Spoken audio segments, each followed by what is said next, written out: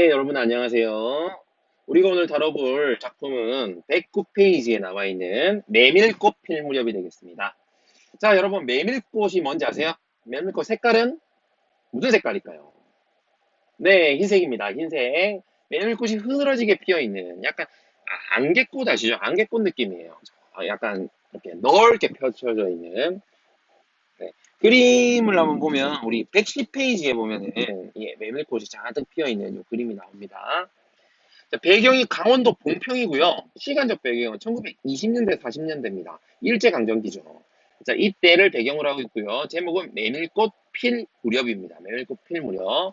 자, 이효석 원작이고요. 우리 교과서에 나와 있는 것은 각본입니다. 예, 바로 드라마 각본이겠죠. 드라마 각본.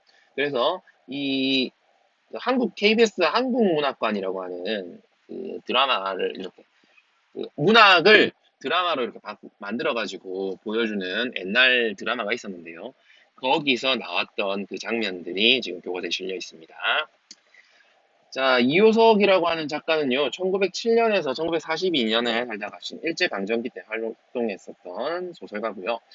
단편 소설을 주로 많이 썼습니다.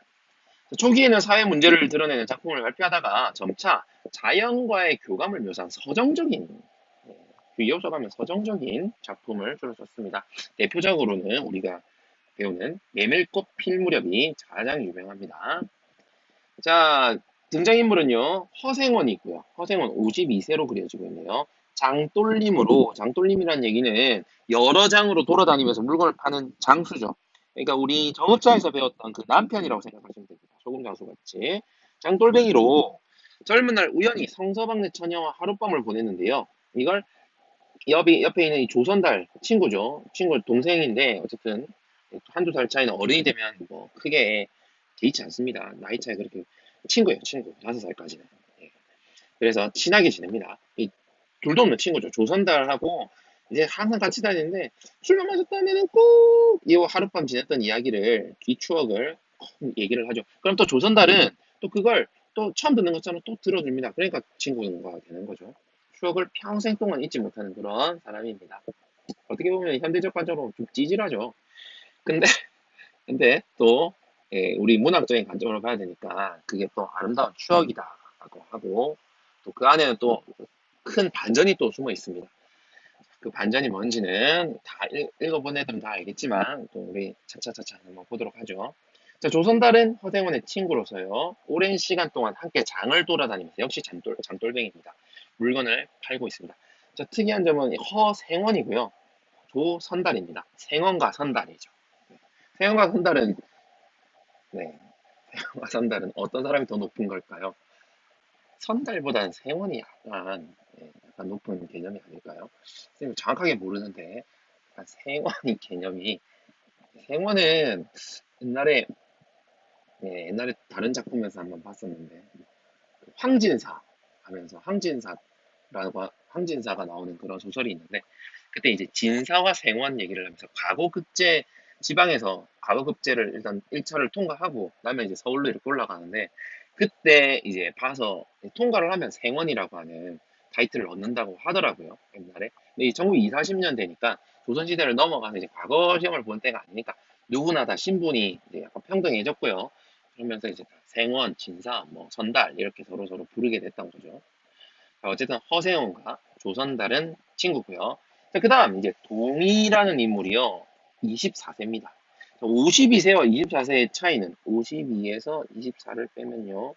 어떤 8, 4, 28입니다. 28세 정도의 차이니까요. 거의 자식벌인 거죠. 자식벌. 그 아까 선생님이 말했던 그 반전이 미리 뭐 얘기를 해야겠지만 동의가 이 소설에서는 작가가 동의가 허생원이 성서방네 처녀 하룻밤을 지냈는데 그 하룻밤을 통해서 태어난 아이가 동의가 아닌가. 그래서 허생원과 동의가 부자 관계가 아닌가. 그렇게 추측을 하게끔 네, 그렇게 생각을 하게끔 내용이 전개가 됩니다. 어린 나이에 집을 나와서 장돌뱅이를 하는 그런 청년인데요. 굉장히 허생원의 눈으로 봤을 때는 조선과 조선달의 눈을 봤을 때는 여기 나오는 여의자가 이제 중추댁이라는 여자가 있는데요. 중추댁과 이제 이렇게 막 농탕이를 치는 서로 이렇게 막 중추댁이 허생원과 이렇게 약간 썸을 타는데 동이랑 썸을 타니까 이게 질투를 한 거죠. 그래서 좀 뭐 나쁘게 봤었는데 사실은 동이는 굉장히 성실하고 좀 부침성도 있고 굉장히 괜찮은 그런 청년입니다. 자, 동이성과 홍윤정이라는 분이 시나리오 작가인데 네, 이런 분이시네요. 자, 그래서 이 작품의 갈래는 소설이 아니고요. 시나리오가 되겠습니다. 시나리오는 극갈래죠. 극갈래. 극갈래의 특징을 생각하면서 네, 이호석 원작의 단편소설 메밀꽃 핏무렵을 각색한 시나리오다. 매체의 성격에 따라 문학이 구현된 방식을 비교해서 작품을 감상해보자 라고 하고 있습니다. 극갈래 그중에서 시나리오를 한번 다뤄보도록 하겠습니다. 자, 앞부분의 줄거리 빠르게 한번 읽어볼게요. 장돌림인 허생원과 조선달은 봉평장에 도착한다. 허생원은 객주집에서 객주집은 주막 같은 거죠. 어린 장돌림 동이가 중추댁과 농탕 치는 것을 보고 썸을 타는 걸 보고 혼을 낸다. 허생원에게 혼이 나거나 밖으로 나간 동이는 곧 돌아와 허생원의 나기가 중요한 또 소재입니다. 허생원과 거의 유사한 대상이라고 할 수 있어요. 허생원을 그대로 가져온 허생원처럼 호라비에다가 허생원처럼 좀 비실비실한 데다가 나이도 든 데다가 장가도 못 간 데다가 그런 여러 가지 특징이 비슷한 허생원의 분신이라고 할까요? 분신? 네, 허생원의 분신과 같은 그런 낙입니다. 동네 아이들에게 괴롭힘을 당하고 있음을 알려준다. 예, 그러니까 모르는 척 그냥 혼났으니까 지나갈 수도 있는데 괴롭힘 당한 것을 알려줬죠. 그래서 여기서는 동의의 착한 마음씨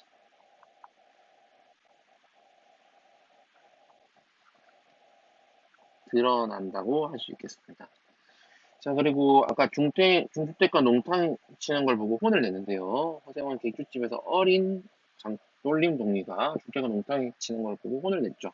이 부분은 중주택의 중추가 아니에요. 충주네요, 충주. 충주댁, 충주댁에게 관심이 있는 허생원이, 허생원의 질투심 때문에 이렇게 혼을 낸 거죠. 알리고 그날 밤 허생원과 조선달은 짐을 싸서 대화장으로 떠났고요. 동희가 그 뒤를 따라오고 있습니다. 자, 씬 42. 자, 이게 씬입니다. 씬. 왜 우리 그 영화 같은 거 보면 이렇게 탁 하는 거 있죠? 슬레이트 탁 치는 그 씬입니다. 씬 넘버 42번. 배경.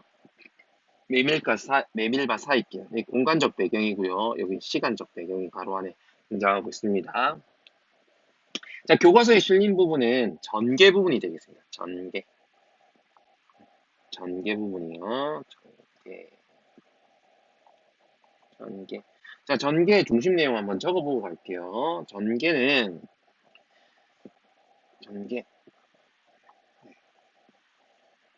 다음 장터로, 대화장이죠. 장터로 가는 길에, 생원, 조선달, 동이까지 동행하죠. 동행하게 되고, 이 동행하는 길에 가는 길을 우리 왜 친구들이랑 밥 먹으러 갈 때도 한번 생각해 보세요. 한 줄로 이렇게 가는 거랑요. 옆으로 이렇게 나란히 가는 거랑 다르잖아요. 그러니까 동행할 때 동행하는 방식의 패턴의 변화도 있습니다. 그 패턴의 변화에 따라서 인물들의 관계도 약간 차이를 보이거든요. 그것도 나중에 한번 또 같이 보도록 합시다. 동행하게 되고, 허생원이, 허생원은 늘 하는 옛 추억 이야기. 성서방네 처녀와 그 옛 추억을 이야기합니다. 자, 이번에 이 이야기는 동의가 조선달은 늘 들어왔지만 동의가 껴가지고 동의도 듣게 되겠죠. 자, 이렇게 중심 내용이고 전개가 되겠습니다. 자, 본문 들어가도록 할게요. 드디어. 넓은 메밀밭을 가로지르는 끝없는 길. 그 위를 허생원과 백근이. 자, 백근이가 누군가요? 백근이가 낙입니다. 낙이. 조선달이 지나고 있고 그들로부터 멀리 떨어져 나귀를 데리고 따라오는 동이가 보입니다. 틸터. 틸터. 시나리오 용어입니다. 시나리오 용어입니다. 틸터. 자, 틸터는 어떻게 하는 거냐면요. 카메라를 수직으로 위를 향하여 움직이며 촬영하는 기법입니다. 그러니까 약간 드론으로 이렇게 하늘을 우리가 이렇게 내려보는 거 있잖아요. 그런 것처럼 옛날에는 드론이 없었으니까 카메라를 지미집에다가 위로 쭉 올리는 거죠. 그러면은 더 넓은 끝없이 펼쳐진 일반의 공간감을 표현할 수 있겠죠. 그래서 틸트업을 사용하는 이유를 한번 적어볼게요. 끝없이 펼쳐진 메밀밭의 공간감을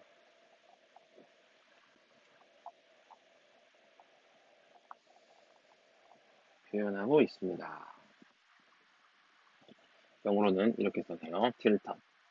자, 조선달 무심코 뒤를 돌아보고는 놀란다. 자, 시나리오에도 이렇게 지문이 등장합니다. 자, 동이가 자기들을 여기서 자기들은 조선달과 허생원이겠죠? 자기들을 뒤따라오는 줄 알고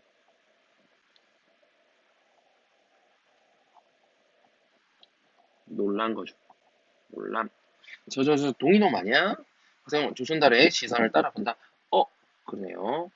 자, 교과서에 수록되어 있는 부분은요, 전개부터 대단원까지가 되겠습니다. 우리 앞부분의 앞줄거리 부분이 발단이고요. 교과서 부분은 전개 부분부터 이제 등장하게 되는 거죠. 그 다음 장 가보겠습니다. 씬 42였고요. 씬 43으로 가겠습니다.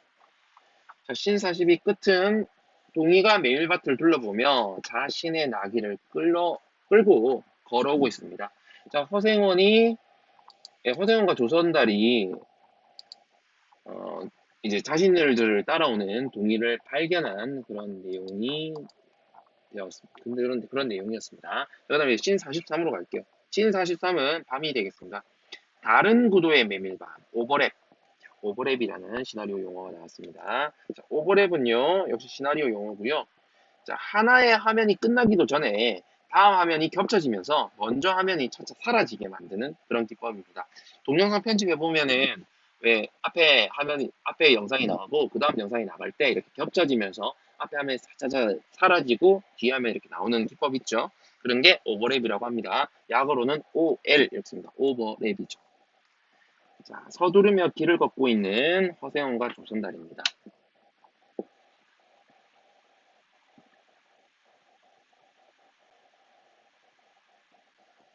동이에게 따라 잡히지 않으려고 걸음을 재촉하고 있습니다. 자기를 이렇게 쫓아온다고 생각한 거겠죠. 때릴 수도 있고요. 네, 왜 따라오는지 모르는 거죠. 숨차하며 아주 따라오는가? 동이 녀석 속을 모르겠네. 도대체 왜 따라오는 거예요? 저 녀석도 되게 야장에 가려나? 따라오는 게 아닐 수도 있었던 거예요. 그냥 방향이 같은 거죠. 목적지죠. 그 둘의 목적지입니다. 야장에 가려나? 걸음도 빠르고 힘도 센 녀석이 충주댁에서 자고 내일이 동이틀 무렵에 말장난인가요? 동이틀 무렵에 발을 놔도 될 것을 저희가 이렇게 얘기했습니다. 놀란 목소리로. 아니 그럼 아까 충주집에서 나한테 딱이 맞은 그 일 때문에 날 쫓아오는 거야? 그렇게 내일 가도 되는데 나한테 앙심을 그럼 복수하려고 온 거야? 온 거야? 이런 거죠. 조선다 힐끗 뒤를 돌아보면서 그러게 말이야. 저 녀석이 저 녀석이 뒤따라오면서 돌뿌리를 들고서 해코지를 하면 당해낼 재간이 없잖여 했습니다. 이 부분은요. 동이가 자기들에게 보복을 하려고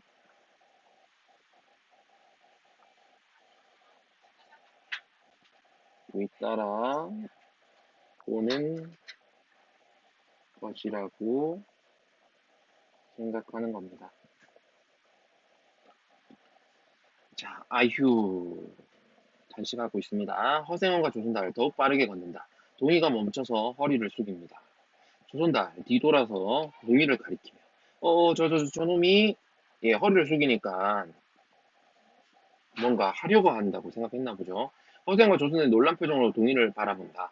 동이가 신발을 벗어 돌을 털어내고 있다. 네, 자기를 쫓아오고 자기를 복수하려고 쫓아온다고 생각하고 예, 허리를 숙이니까 뭔가 이렇게 예, 겁을 먹었는데 겁을 먹은 거죠. 근데 별거 아니었던 거죠. 신발을 벗어서 돌을 털었던 거죠. 자, 놀란 표정 부분은요. 돌을 던지려고 아마 생각했나 봐요. 동이가 돌을 던지려고 멈추었다고 생각하며 놀라가며 동이가 신발을 벗어 돌을 털어내고 있습니다. 동이는 이 돌을 해코지할 생각이 없습니다. 알고 보면 굉장히 예의 바른 청년이에요. 자, 허생을 바라보며 우리가 걱정이 너무 심했나? 머쓱한 표정으로, 자, 머쓱하죠. 동의를 오해한 것이 민망한 겁니다. 민망한. 동의를 향해 큰 소리로 조선달이 이거 봐 동의 했습니다. 계속 신발을 든다. 큰 소리로 어딜 가냐 어느 장에 가냐고 아직 안 정했어요. 생원 쪽은요. 우리는 저 어생 얼굴만 보고 우리도 신경 쓰지 말고 동의 가는 대로 가라고 우리 따라오지 마. 뭐죠? 여기는 뭐 어차피 다 같이 빠져나가야 되는데요. 자, 그러니까 지금 조선달하고 허생원이 이렇게 같이 가고 낙이 끌고요. 그 다음에 또 동이는 동이 나름대로 낙이를 끌고 뒤에서 이렇게 따라오고 있는 그러니까 앞에 가고 뒤에 가는 그런 상황인 겁니다. 그러니까 서로의 관계가 아직은 안 친한 거죠. 먼 겁니다. 따로따로 가는 거죠. 허생원을 보면 우리를 따라오는 게 아닌가 보네. 헛기침을 한다. 허생원과 조선은 다시 길을 걷는다. 예, 일단 오해를 풀었습니다. 오해를 풀. 저 동이 녀석 신경 쓰지 말고 하늘을 가리키며 이렇게 달 밝은 밤, 자, 달 밝은 밤 읽어볼게요. 회상을 할 건데요. 회상의 이유, 뭐 일단 뭔가 정당성을 확보해야겠죠. 그래서 내가 맨날 하는 얘기지만 달이 밝아서 얘기하는 거야. 달이 밝아서 너무 달 밝은 밤에는 어울리는 이야기가 있으니까 그 이야기나 조선달이 앉아라 뽑아봐라. 네가 좋아하는 그 이야기 한번 해봐라 이거죠. 그 이야기는요. 성서방네 처녀와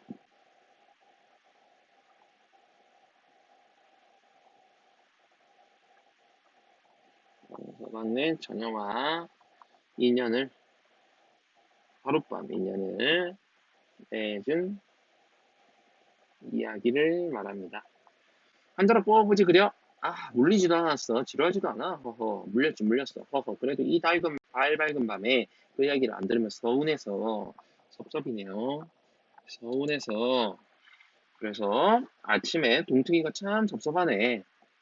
허공을 보며 어떻게 해서 그렇게 됐는지 지금 생각해도 도무지 알 수가 없어. 자, 이야기를 요청했고요. 이제 이야기를 하게 됩니다. 자, 씬 44, 44. 봉평마을 입구 과거 이제 과거 씬입니다. 낮 태양빛이 비춘다. 허생원 내레이션 맞습니다. 내레이션 나레이션이 아니고 내레이션 이렇게 씁니다. 내레이션 과거 장면으로 자연스럽게 전환할 수 있죠. 내레이션을 통해서. 자, 내레이션. 그날도 어지간히 더웠지라고 있습니다. 그날은 과거죠. 과거. 그래서 그날은 과거입니다. 성서방네 처녀와 성처녀와 인연을 맺은 인연을 맺은 날을 말합니다. 어지간히 더웠지. 어지간히 더워서 젊은 허생원이 백근이의 등에 그때도 백근이가 있었네요. 백근이가 나이가 많은 거예요. 백근이 등에 짐을 싣고 걸어가고 있다. 길 양옆으로 하얀 메밀꽃이 빼곡하다. 그래서 메밀꽃 필 무렵인 거죠. 하얀 메밀꽃이 빼곡하다. 중략 부분 줄거리. 자, 교과서 중략되어 있는데요. 중략 부분 줄거리를 빠르게 또 한번 읽어보겠습니다. 20년 전. 백근이가 나이가 20년 넘은 거네요. 동평장에서 허생원은 형편이 어려워진 성서방네 처녀의 성서방네의 헌옷감을 손해를 보고 사줬습니다. 성서방네 헌옷감을 손해를 보고 사줬네요. 그래서 허생원이 뭔가 선을 베풀었습니다. 그날 밤 더위를 식히러 간 물레방앗간에서 울고 있는 성서방네 처녀, 뭔가 울고 이유가 있었나 보네요. 뭔가 울고 있는 성서방네 처녀를 만난 허생원은 손재주를 부렸습니다. 지푸라기를 꼬아서 복조리를 만들어줬는데, 복조리는 복에 오게끔, 여러분 본 적 있나요? 이렇게 조리는 국자 같은 겁니다. 그래서 지푸라기를 가지고 복조리를 만들어주며 그녀를 위로하였습니다. 이렇게 울고 있는 사람에게 위로를 했을 때 큰 공감을 얻고 좀 많이 어, 사람이 힘을 얻겠죠. 그렇게 해서 두 사람은 하룻밤에 인연을 맺었는데요. 하지만 다음날 성서방네에 온 가족은 야반도주를 했답니다. 야반도주, 밤에 도망가는 거죠. 허생은 성서방네 처녀를 찾아 장을 돌아다닙니다. 왜? 하룻밤을 보냈으니까. 뭔가 인연을 맺었으니까 찾아본 거죠. 그러던 중 허생어는 성서방네 처녀와 닮은 그런 여인이 임신을 해서 배가 불러 있었다는 이야기를 장에서 우연히 듣고 좌절하게 울음을 터뜨립니다. 찾을 수는 없고 임신을 했는데 제가 혹시 내 아인가? 이렇게 생각한 거죠. 좌절해서 울음을 터뜨립니다. 조선달은 허생원이 언젠간 반드시 성서방네 처녀를 만날 거에 될 것이라면서 위로를 했습니다. 자, 그 다음 씬 44였는데요. 생략이 많이 됐어요. 씬 69로 가보겠습니다. 자, 과거였고요. 이제 현재 부분으로 가겠습니다. 현재고 밤입니다. 잠깐요. 앞에서 우리 날개 부분을 빠뜨린 부분이 있네요. 날개 하고 갈게요. 여기 조선달과 허생원이 동의를 신경 쓰는 이유는 무엇인가? 적어볼게요. 허생원은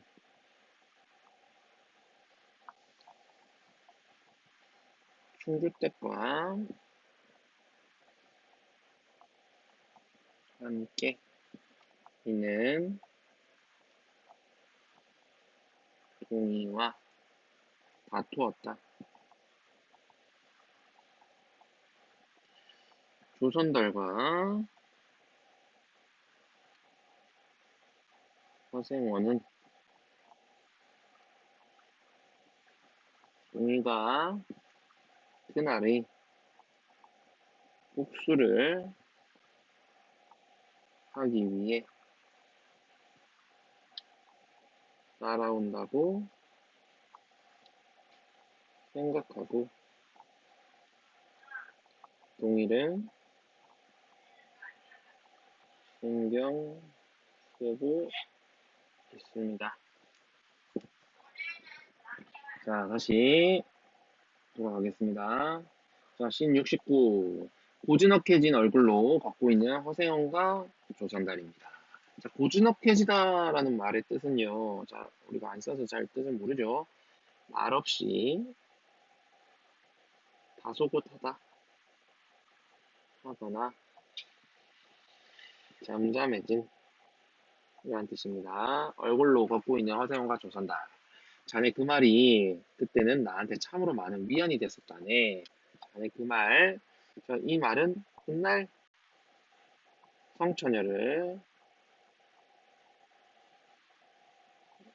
다시 만날 수 있을 거다. 라고 하는 희망의 그런 메시지였죠. 희망을 주었던 그 말이 위안이 됐었다는 겁니다. 지금은 한 20년도 찾아도 없으니 여기 사이에 들어갈 말은 성처녀가 성처녀가 이미 이 세상 사람이 아닌가 싶기도 하고 말이야. 그런데 말이야, 혹시 그때 그 사람이 성서방내처는 아닐까? 자, 어디까지요? 마리아까지 가로 해볼게요. 자, 이 부분은 배불렀다는, 임신했다는 딸이 성처녀였다면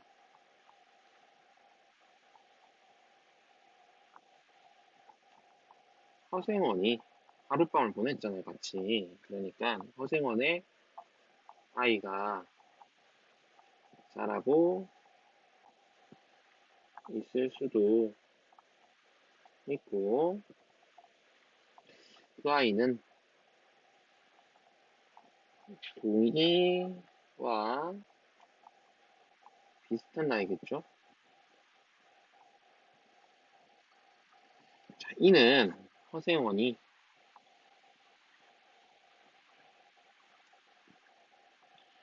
동이의 아버지일 수도 있음을 암시한다고 하겠습니다. 자, 그 다음 좀 자세하게 들어가 볼게요. 그때 그 사람이라고 했습니다. 그때 그 사람이 성서방대천은 아닐까? 누구? 배불렀다는 딸 말이야. 이 사람이죠. 피 묻고 사람 싱겁기는 웃을 일이 아니라 정말로 만에 하나 생원 애가 자라나고 있다면 나이가 20서너 되었나? 그러고 뒤를 돌아봅니다. 그리고 뒤를 돌아본 이유는 동이를 쳐다보는 거죠. 동이를 쳐다봄. 저 정도 나이는 됐겠구만. 생각해보게 저런 아들이 있으면 어떨까고 말이야. 듬직하겠죠. 허세원도 뒤돌아본다. 아이도 뚜벅뚜벅 저만치 거리를 두고 따라오고 있는 동이가 보인다. 자, 씬 75로 가겠습니다. 자, 씬 75는요. 우리 아까 전개를 했고요. 전개 다음에 절정 하강으로 바로 갑니다. 시나리오이기 때문에. 시나리오는 발단, 전개, 절정 하강, 대단원 이렇게 가거든요. 위기가 따로 없네요. 절정 하강, 하강 부분이 되겠고요. 절정 하강 부분의 중심 내용 한번 보겠습니다. 동이 어머니는 우리의 고향이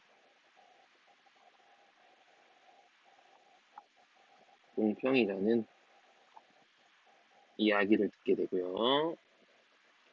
이야기를 듣고 놀란 허생원이 허생원은 물에 빠집니다. 놀래서 물에 빠지고 동이가요 아들이었으면 하는 그런 저 정도의 아들이 있으면 얼마나 좋을까 생각했던 그 동이가 허생원을 얻고요. 자, 허생원을 얻게 되었어요. 얻게 되면 어떻게 했어요? 자연스럽게 한 줄로 갔었던 그 길이 그 길을 한 줄로 가고 있었지만 앞뒤로 동리가 이 무리에 같이 끼게 되겠죠. 그래서 이렇게 옆으로 같이 조선달이 오히려 옆에 있고 허생원과 동리는 한 몸이 되었겠죠. 같이. 그러면은 사이가 훨씬 가까워지는 것을 또 보여줍니다.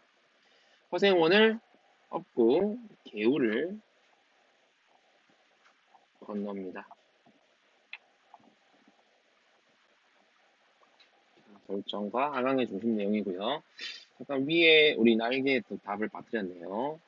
조선달이 허생원에게 해주었던 말은 무엇이었을까요? 조선달은 당시 성서방네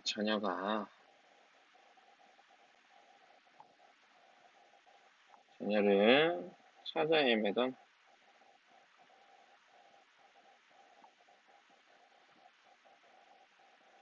허생원에게 성처녀라고 할게요. 그냥 성처녀를 꼭 만날 수 있을 거다.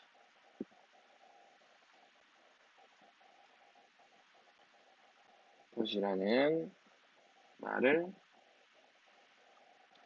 해주었을 것이다.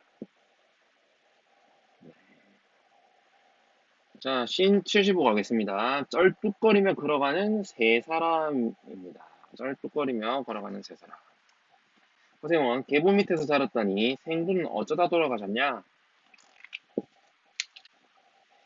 자, 앞에 좀 생략됐네요. 그래서 이런 일이 계우를 건너는 상황이 있었고,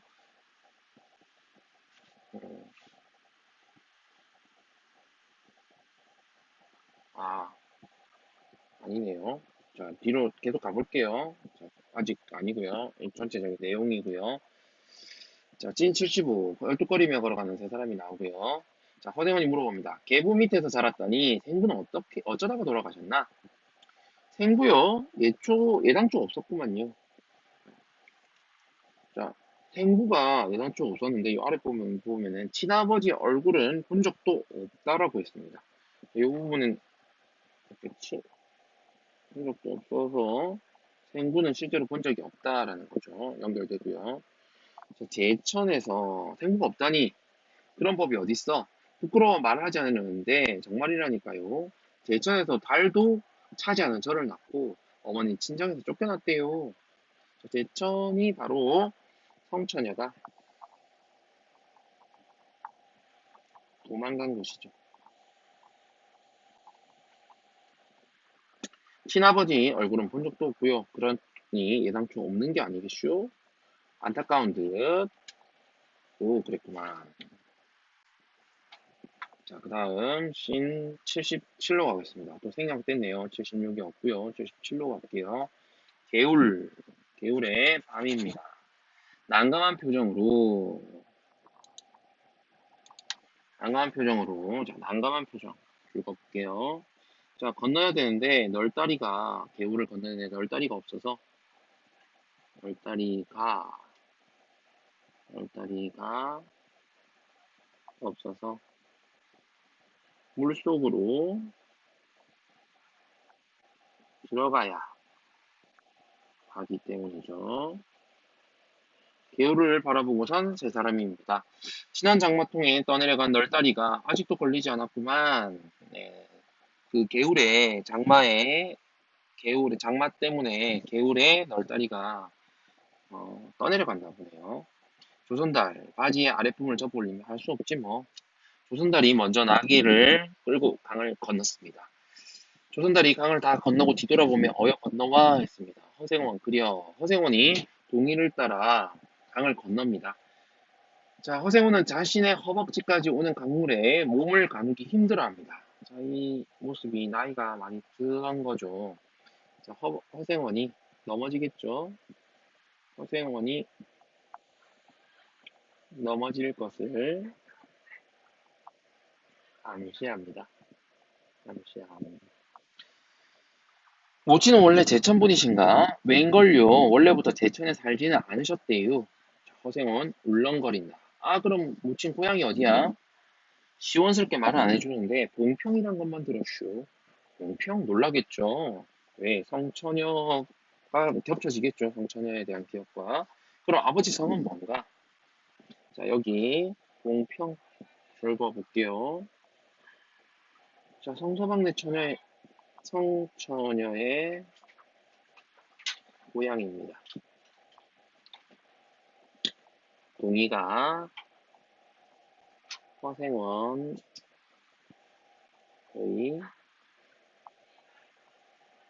아들일 수도 있다는 것을 암시하고 있네요. 공평 그럼 아버지 성은 뭐가? 보지도 못했는데 알 수 있나요? 지푸라기로 뭘 잘 만들었다고 해서 초서방이라고 했던가? 아까 지푸라기로 뭔가 만들어서 줬죠. 목조리 만들어 줬죠. 자, 허생원은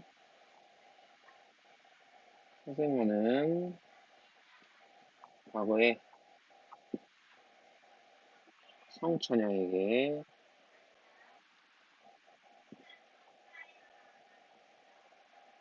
지푸라기를 와 목조리를 만들어줬죠. 자, 이는 여러 가지 종합해 볼 때 허생원이 동의의 아버지일 수 있음을 암시한다고 하겠습니다. 당황하겠죠. 초서방. 당황하는 이유는 동의가 자신의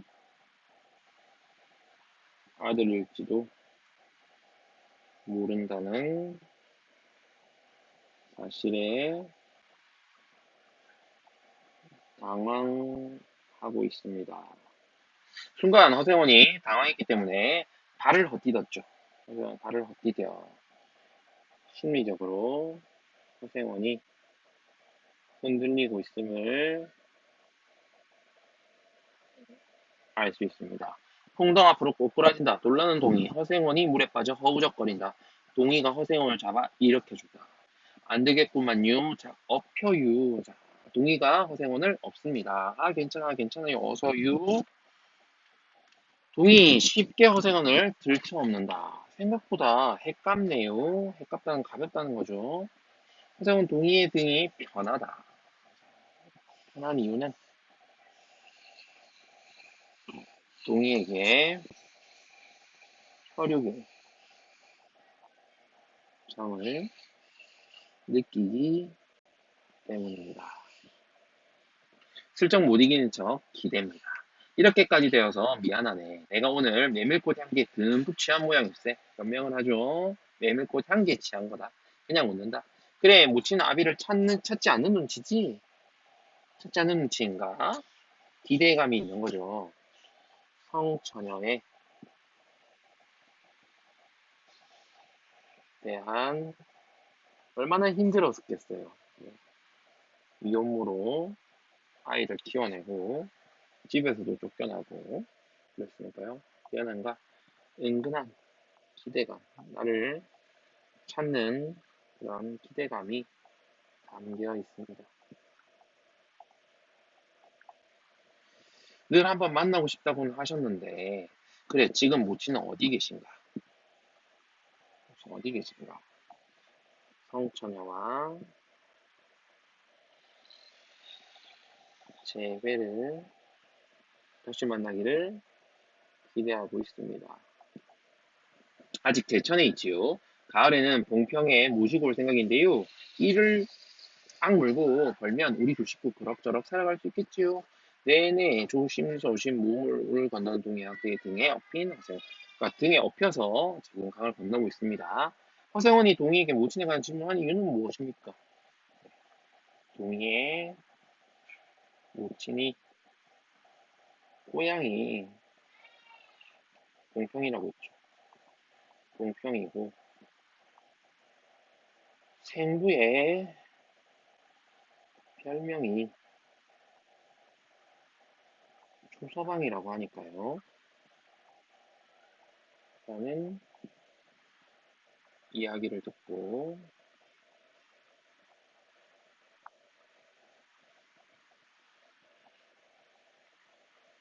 동이 모친이 성처녀가 아닐까 할 수도 있다고 생각했기 때문이죠. 자, 씬 78입니다. 모닥불 근처. 이제 물에 젖었으니까 이렇게 모닥불을 이렇게 켜고 옷을 말려야겠죠. 타닥타국 타고 있는 모닥불에 둘러앉아 젖은 옷을 벗어 말리고 있는 세 사람. 조선달 웃으며 오늘 참 이상하네. 자, 지금 여기 부분은요, 대단원이 되겠습니다. 그리고 여기 시나리오에서의 마지막 부분이죠. 대단원의 주요 내용 한번 적어볼게요. 허생원은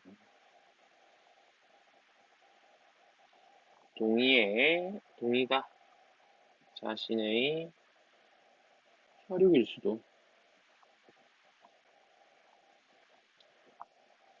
있다는 기대를 품고 동의와 함께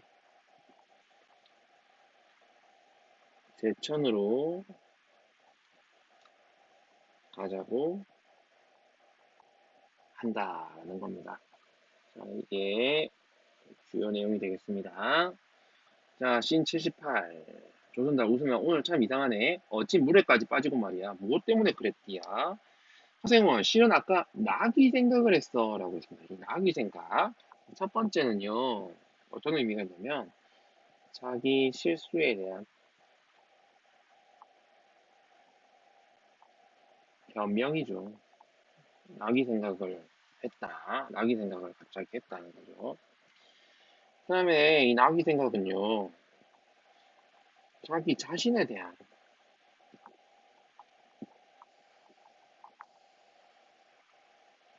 생각일 겁니다. 왜냐면 나기와 자신을 동일시, 분신처럼 동일시하고 있기 때문에 그렇죠. 자, 그러니까 나기 생각이라고 하는 것은 곧 자기 자신에 대한 생각이에요. 앞에서 안 나왔지만 나기가 그 충주댁 그 집에서 아까 농탕이 치는 그런 애 있을 때 그 막 동네 아이들이 그 나기를 막 놀려요. 매여 있는 나기. 왜냐면 그 나기가 앞말을 보고 흥분하거든요. 그래서 그걸 보고 막 동네 아이들이 막 놀리는 그런 장면이 나옵니다. 그게 마치 어, 충주땡에 반해서 그 썸을 타기 위해서 그 질투로 동희한테 막 화내는 그 장면과 겹쳐지잖아요. 그러니까 그 나기가 곧 자기 자신인 거예요. 그러니까 자기 자신에 대한 생각을 했었다.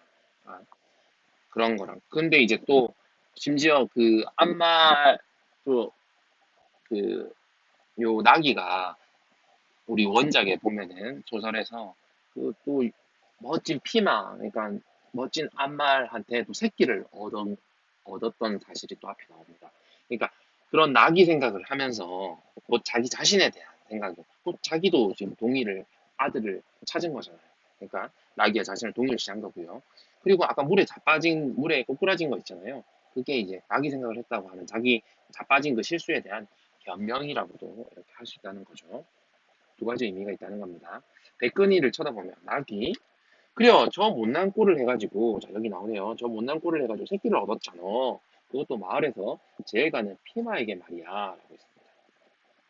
피마는 좋은 말이고요. 다 잘하는 그런 안말입니다. 나기처럼 여기 적어볼게요. 나기처럼 허생원도 허생원도 성처녀와의 사이에서 자식을 얻었을 수도 있다는 사실을 암시합니다. 암시함. 웃으며. 맞아. 생원이 장가가는 것보다 더 좋아했지. 자, 생원이 곧 자기 자신이니까, 자기 자신을 동일시하니까. 그 나기가 새끼를 얻어온 거에 대해서, 그리고 심지어 마을에서 제일 가는 피마한테서, 그 안마에게서 새끼를 얻은 거에 대해서 자기가 장가가는 것보다 더 좋아했다는 겁니다. 저 백근이 새끼 맞지? 귀를 쫑긋 세우고 달랑달랑 뛰어다니는 것이 어찌나 귀여운지 말이야. 하고 있습니다. 그러니까 허생원이, 허생원이, 허생원이 자기 자식에 대해서도, 고통이죠. 대해서도 애틋한, 애틋한 애정을 품을 것을 암시하고 있습니다. 자, 동희가 듣더니 웃으며 그래유 합니다. 동평에 오면 슬그머니 없어지는데 그것 때문이잖아. 왜요? 그 새끼를 보러 가는 거죠. 백건이 새끼 보러 가는 거죠. 아, 예. 자, 가다가 보면 대충 말을 테니 부지런히 가세나 내일 대화장 보고는 제천으로 가세. 어, 동희가 가는 곳이 제천이잖아요. 세원도 제천으로요. 그래. 모처럼 한번 가보고 싶구먼. 동희의 어머니를 만나보고 싶은 거죠. 상서방의 처녀가 아닐까 생각하면서요. 동희의 어머니를,母亲을 만나보고 싶어서. 같이 동행하려나, 동희? 아, 그러지요. 가는 김에 어머니도 뵙고요. 동희 먼저 돌아 왼손으로 나아기의 꽃비를 잡습니다. 자, 왼손으로 나아기의 꽃비를 잡는데요. 동희가 왼손잡이임을 이미 드러납니다. 동희도 자네처럼 왼손잡이인가 보네. 라고 합니다. 조선달이. 네, 어머니가 제 생부도 왼손잡이라 그러셨어요. 이 부분이요. 여러 가지 단서가 지금 허생원이 동희의 생부임을 가리키고 있죠. 허생원과 동희가 혈육관계, 혈육관계임을 암시하고 있습니다. 암시하고. 그리고 몰란다. 세 사람은 다시 길을 걷습니다. 다음에 낙이 새끼 보러 가실 때는 저도 좀 데려가 주세요. 보고 싶네요. 이제는 허생원이 말합니다. 낙이 새끼 같은 건 안 봐도 될 것 같네. 자, 혈육이 없어서 낙이 새끼한테, 자기 분신 같은 낙이 새끼한테 그렇게 아꼈는데, 이제는 필요 없죠. 혈육이 없어서 그 대신 낙이 새끼를 아꼈는데, 동의가 만약 친자식이라면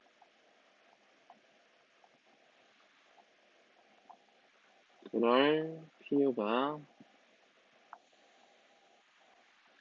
없기 때문입니다. 왜 팔렸냐? 허허 글쎄 원 사람도. 나도 이제부터는 자네처럼 땅떼기나 좀 가져볼까? 땅떼기라고 하는 거는요. 여기서 중요한 내용이네요. 나도 이제부터 땅떼기 좀 사볼까? 자, 땅떼기를 산다는 거는 땅을 사서 집을 짓겠다는 거죠. 다시 말하면은 가족을 만든다. 이렇게 생각할 수 있겠죠. 가족을 만나 정착하고자 하는 이 사람들이 장돌뱅이잖아요. 그러니까 떠돌아다니는 사람입니다. 근데 정착하고 싶은 마음을 드러내고 있습니다. 자네가 땅을 싸? 허허, 참 알다가도 모르겠네. 방울 소리가 반벌판에 한층, 나귀가 백근이가 달고 있는 그 방울 소리가 반벌판에 한층 청청하게 울립니다. 자, 음향 효과를 사용하죠. 음향 효과를 통해 들뜨고 설레는 허생원의 심리를 표현하고 있습니다. 표현함. 자, 그다음에 앞에 날개요. 나귀 새끼를 안 봐도 될 것 같은 허생원의 말에서 느껴지는 감정은 무엇인가? 감정을 물어봤습니다. 설렘이겠죠? 기쁨이겠죠? 볼게요. 허생원은 동의가 자신의 아들일 수도 있겠다고 생각하며 설렘과 기쁨을 느끼고 있습니다. 네. 자, 바로 학습 활동을 가보겠습니다. 1번. 이 작품에서 허세영과 동의의 관계를 암시한 내용을 정리하고 두 사람의 관계를 써보자. 자, 첫 번째 교훈에 나와 있는 건요. 사건, 동의 어머니가 동의의 친아버지를 조서방이라고 불렀다는 거. 중요한 단서죠. 자, 그 다음, 조선달이 또 얘기하는 게 있죠. 조선달이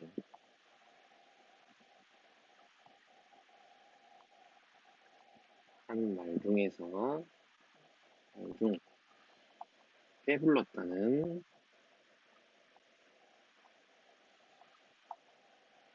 쌀이 성천여일 수도 있다며 허생원이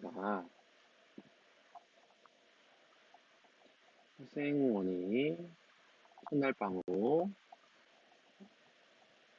가진 허생원의 애가 자라고 있다면, 만약이긴 하지만 자라고 있다면 동이 또래라고 얘기한 부분이 있죠.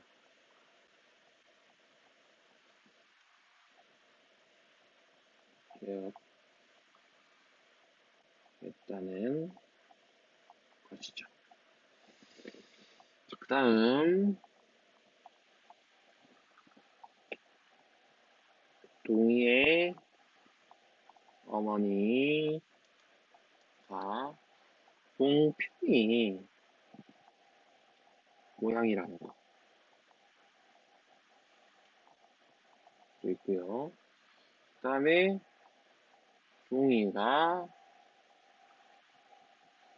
동이의 생부가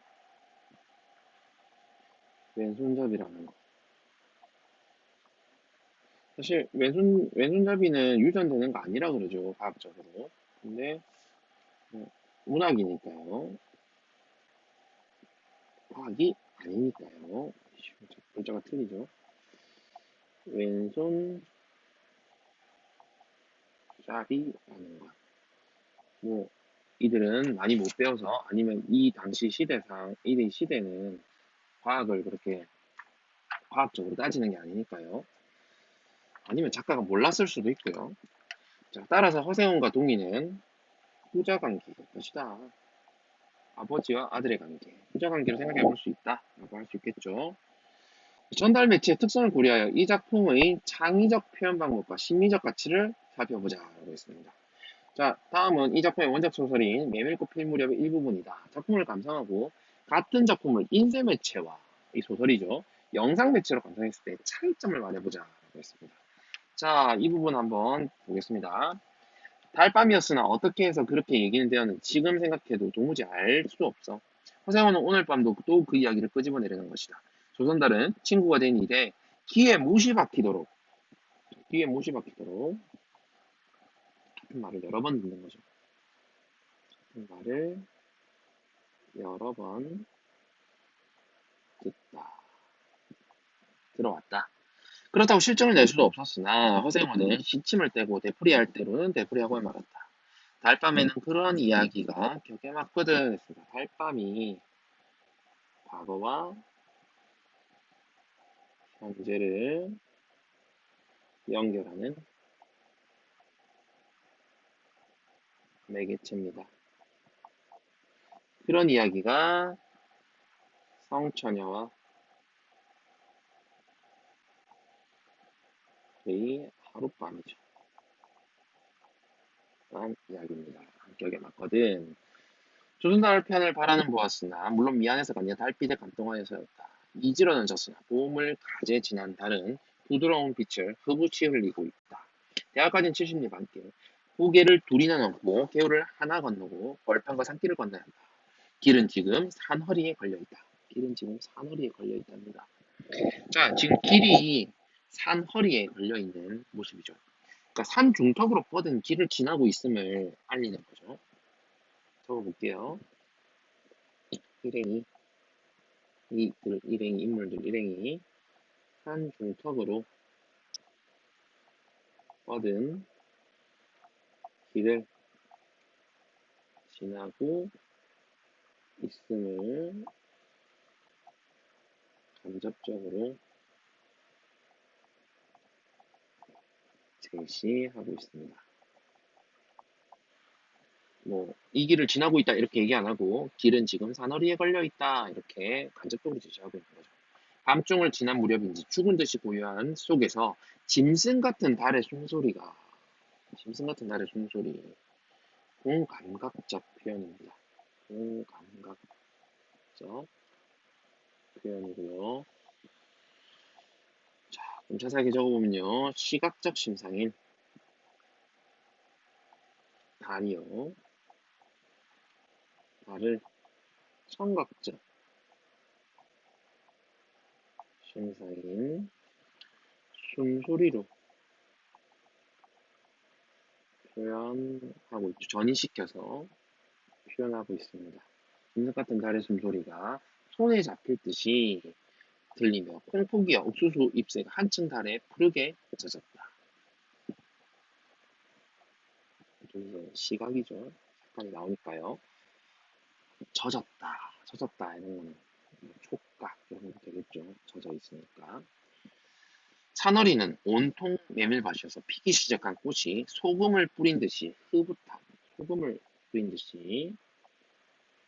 흐붓한 달빛에. 자, 이것은 메밀꽃이죠. 메밀꽃이 하얗게 흐드러지게 잔뜩 핀 모습을 말하고 있습니다. 흐뭇한 달빛에 하얗게 핀 모습이 달빛에 의해서 하얗게 된 거죠. 달빛에 의해서 하얀 달빛이 더해진 겁니다. 네. 숨이 막힐 지경이다. 붉은 대궁이 향기같이 애잔하고. 자, 이 부분은요. 자, 시각적 심상. 붉은이죠. 와, 후각적 심상.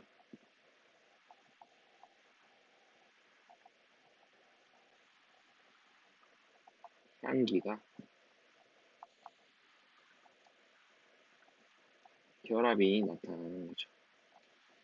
근데 붉은 대궁이 향기같이 애잔하다라고 했으니까 붉은 대궁이 향기니까요. 붉은 대궁이 향기같이라고 했어요. 뭐 대궁이가 향기가 붉은 향기가 난다. 이게 아니라 대궁이가 붉은 거고 얘 대궁이의 향기를 말하는 거니까요. 그냥 이 두 심상이 나오고 있는 거지. 전이가 일어나고 있는 건 아니죠. 그래도 공감각적 신상이라는 얘기를 안 하는 겁니다. 나기의 거리도 시원하다라고 얘기했습니다. 시원한 것도 촉각이죠. 자, 일단 길부터요. 시원하다까지 굉장히 유명한 구절입니다. 일단 참신한 은유, 뭐 아까 그 어, 길이 지금 산 허리에 걸려 있다라고 한 부분 있죠. 뭐, 산 중턱에 가고 있는 이런 부분 일단 적어볼게요. 참신한 은유와 지규를 통해서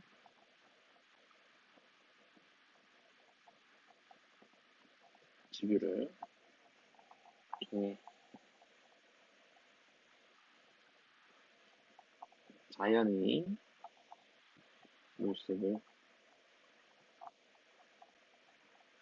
세밀하게 자세하게 묘사하고 있습니다. 인쇄 매체는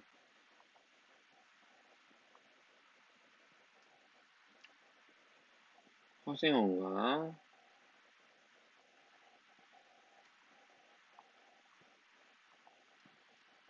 조순달, 동이가 걷고 있는 이 달밤 풍경을 감각적으로 묘사하고 있습니다.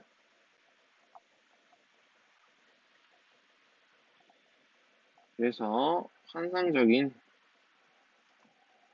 풍경을 독자하여금 상상하게 해서 작품을 읽게 되는 거죠. 반면 영상 매체는 상상이 아니라 그 장면을 실제로 표현을 해야 됩니다. 그래서 그 장면을 문자가 아니라 문자로 설명하는 것이 아니라 영상을 통해 구현해내야 되는 거죠. 시각으로 보여주기 때문에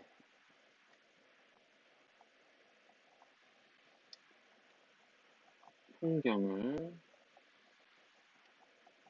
직접 보면서 좀 생동감을 얻을 수 있겠죠. 현장감과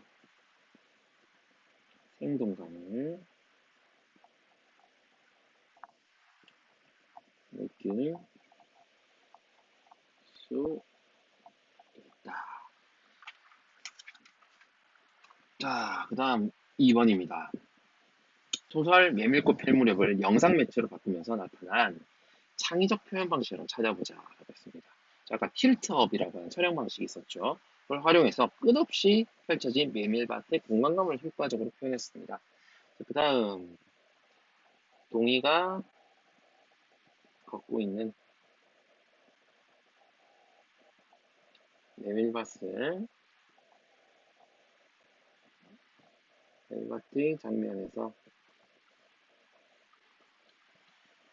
다른 구도의 메밀밭으로 오버랩 있었죠. 오버랩, OL, 오버랩,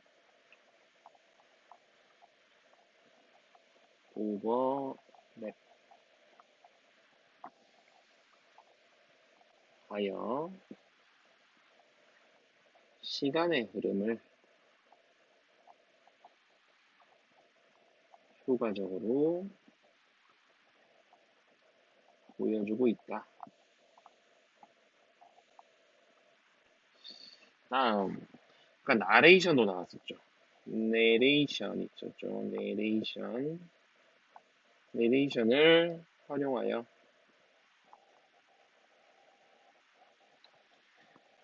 현재 장면에서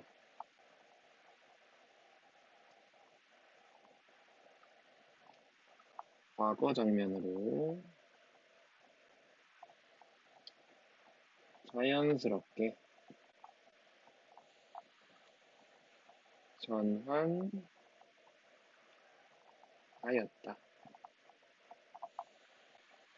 이렇게 하면 되겠습니다. 자, 감상다지기는 생략하도록 하겠습니다. 자, 감상의 정리로 가볼게요. 자, 감상의 정리.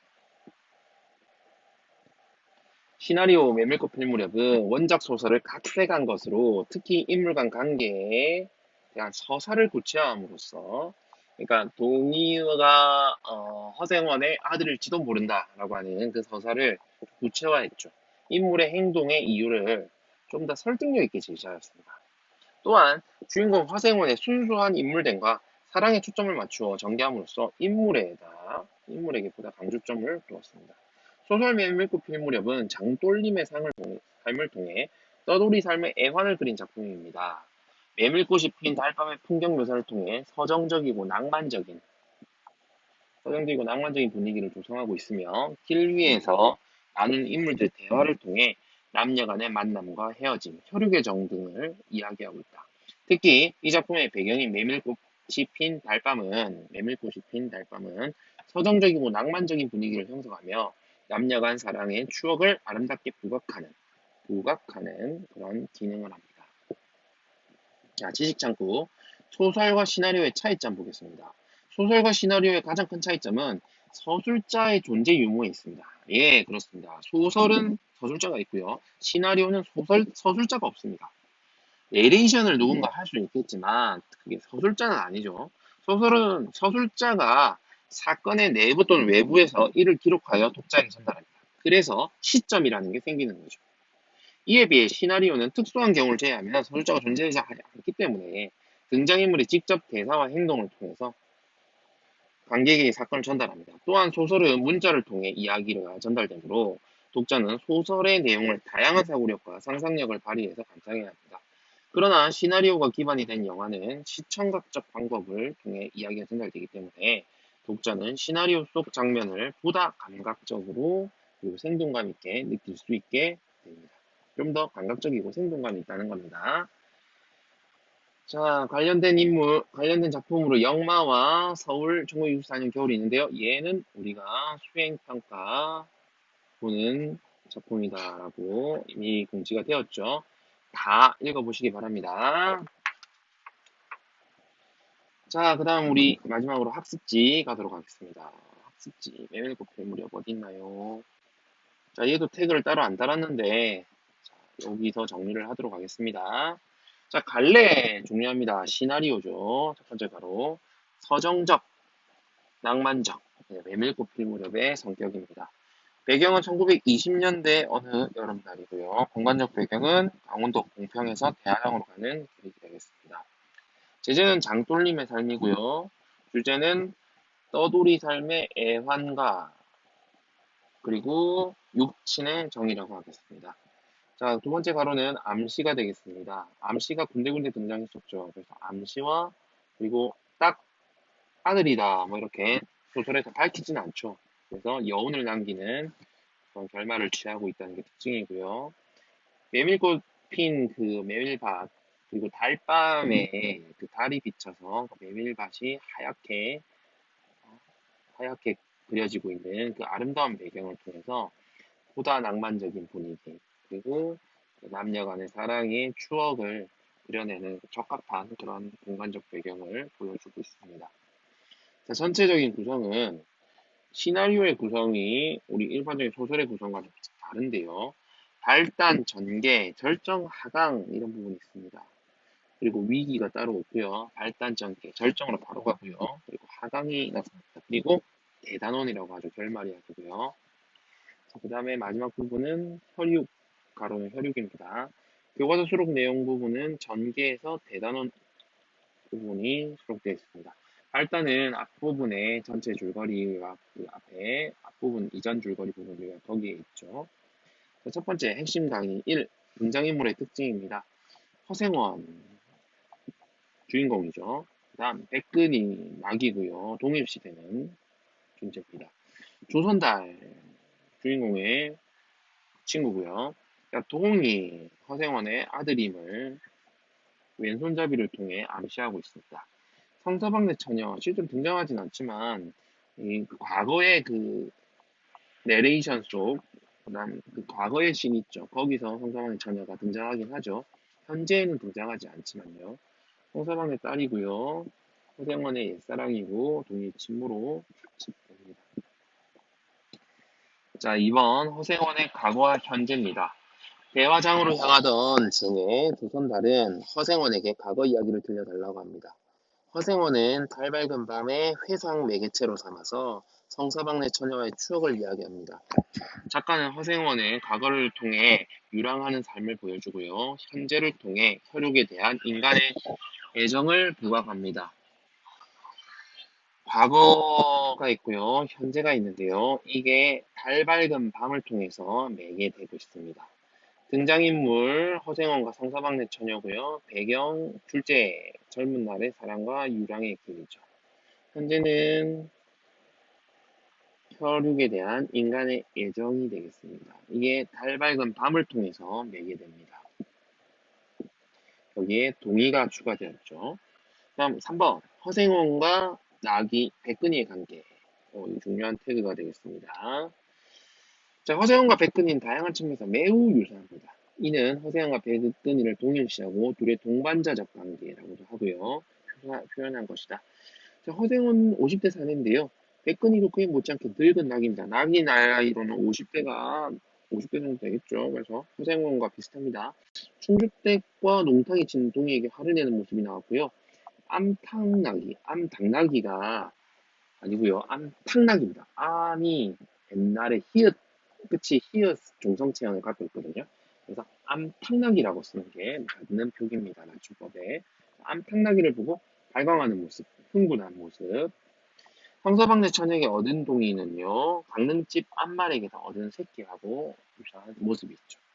허세원과 동이의 관계를 암시하는 부분, 조선달의 대사가 있고요.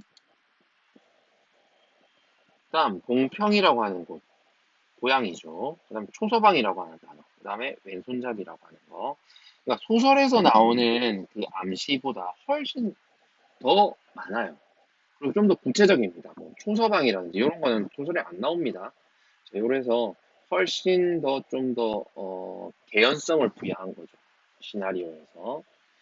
허세영과 동의애가 부자 관계임을 암시하고 있습니다. 허세영과 성서방네 처녀의 관계는요, 만남, 이별, 그리고 만남에 대한 기대로 정리할 수 있겠습니다. 자, 여기까지 긴 내용 들어주셔서 감사합니다. 고생 많았습니다. 끝!